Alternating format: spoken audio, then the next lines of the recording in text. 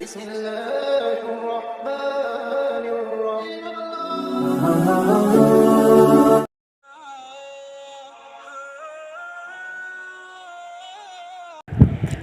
مستکفی کے بعد اس کا چچا زاد بھائی مطیع تخت پر بیٹھا۔ چونکہ ان دنوں خلافت بنو عباس مکمل طور پر بنو بویہ کے قبضہ میں ہو چکی تھی، لہذا مطیع کو لانے والے اور اصل حکومت کرنے والے بھی یہی تھے، اور برائے نام خلیفہ ان کا ملازم تھا جسے باقاعدہ تنخواہ دی جاتی تھی۔ ان دنوں کئی جنگیں ہوئیں جن میں دونوں طرف مسلمان ہی باہم گتھم گتھا تھے۔ ان میں سے کئی جنگوں کو بنو بویہ کے معیز الدولہ اور عباسی خلیفہ مطیع نے مل کر سنبھالا۔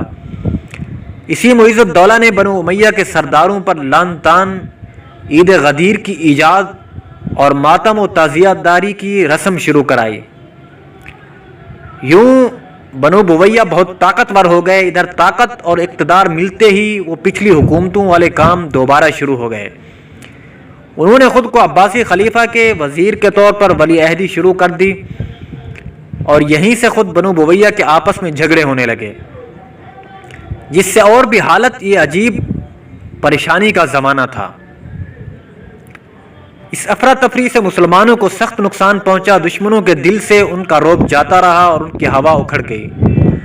رومی جو ابھی تک مسلمانوں سے ڈرے رہتے اور اگر کبھی ان سے جنگ کی نوبت آتی تو مسلمان ہی میدان کے فاتح ٹھہرتے تھے، اب مسلمانوں کی آپسی لڑائیوں اور فتنے فسادات کو دیکھ کر ان کی ہمتیں بھی بڑھنے لگیں، اور وہ اتنے شیرے نڈر ہو گئے کہ دن دہاڑے مسلمان ملکوں میں گھس آتے، خوب قتل و غارت کرتے، اور ان کے ظلم و ستم سے زمین کانپ اٹھتی۔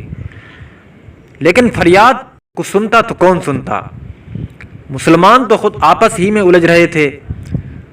اس کے بعد بنو بویہ شکست خوردہ ہوئے اور بغداد پر سبکتگین خاندان کا قبضہ ہو گیا۔ اس وقت تک خلیفہ بالکل بیچارہ ہو چکا تھا۔